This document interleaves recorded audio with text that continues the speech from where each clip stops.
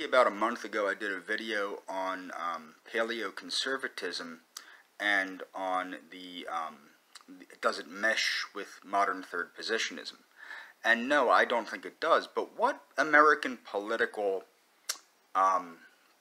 ideology does merge or mesh most with third positionism? Well, it actually predates third positionism, and it's U.S. progressivism, especially the U.S. progressivism embraced by Theodore Roosevelt. Not Franklin Roosevelt, Theodore Roosevelt, although Franklin Roosevelt did expand some of the ideas that Theodore Roosevelt had, but Franklin was more ideologically liberal than was Teddy Roosevelt. Okay, so why do I say this? Well, Teddy Roosevelt's concepts were really big on stewardship of the earth and stewardship of the citizenry in what he called new nationalism. And what new nationalism was is it understood the need to keep up the values and the level of living, the stability of life for the average everyday citizen, because society is a collection of units. Each individual is a unit in the greater society, the greater collective. And this was recognized by Theodore Roosevelt, which was also recognized by people in Germany, which was also recognized by Benito Mussolini, which was also recognized by Juan Perón. So the point that I'm making is the U.S. ideology, and I'm going to leave links so that people can explore Roosevelt's ideas so that they can understand, and also some third positionist ideas, so that people can understand the similarities between Theodore Roosevelt and third positionism, or U.S. progressivism and third positionism. Now, why is this important? Well, this is important because so many people in the U.S. nationalist scene embrace ideological conservatism or fiscal conservatism or things of this nature. Fiscal conservatism cannot save the country.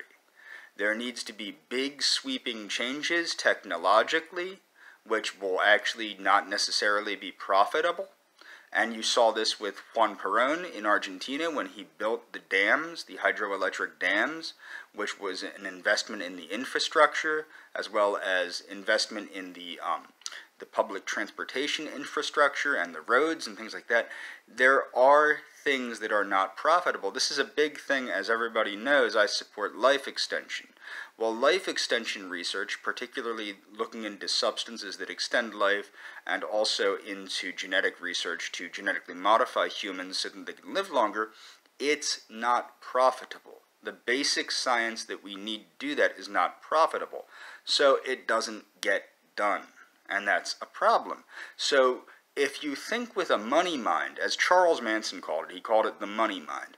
But if you think with a money mind, you do not do what is necessary to move civilization forward.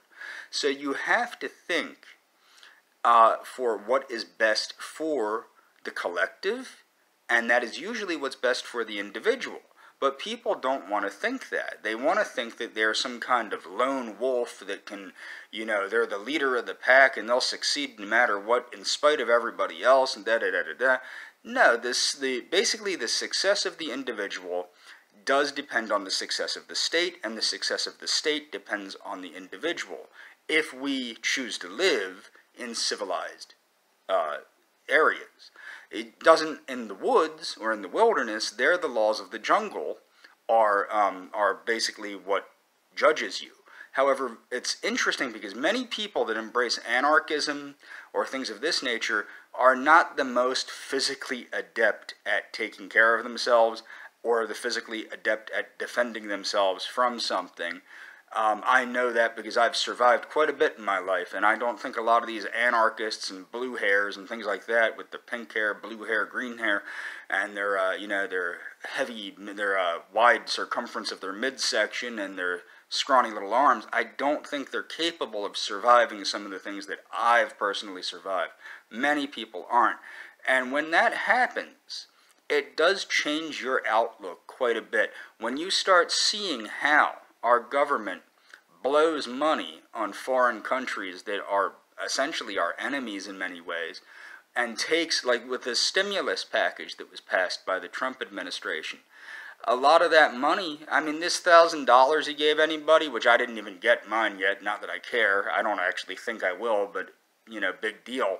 But that $1,000, that's pennies. That's pennies to the people to distract them to the trillions of dollars that he gave to huge corporations, including the hotel industry and the cruise industry and the airline industry and all this stuff. And that's not necessary. This infrastructure doesn't disappear. And if it was truly capitalistic, if you want to, and that's not what it is. Trump's out there saying that he's not a socialist and Democrats are socialists. He is a socialist, but he's a socialist for the very wealthy, whereas the very poor must succumb to the laws of the jungle. If you notice, a lot of people were very poorly planned for this, but too few people had gloves or masks or things of that nature, and now it's hard to find these things. But if this government was the way, if it was operating under a third positionist ideology, Trump would enact the Defense Act, and he would have these companies making the things we need, masks, gloves. We would have a Manhattan Project style look into how to make a vaccine, how to treat this with antivirals, things like this. A third positionist model, a model that works best for the people, is not necessarily profitable.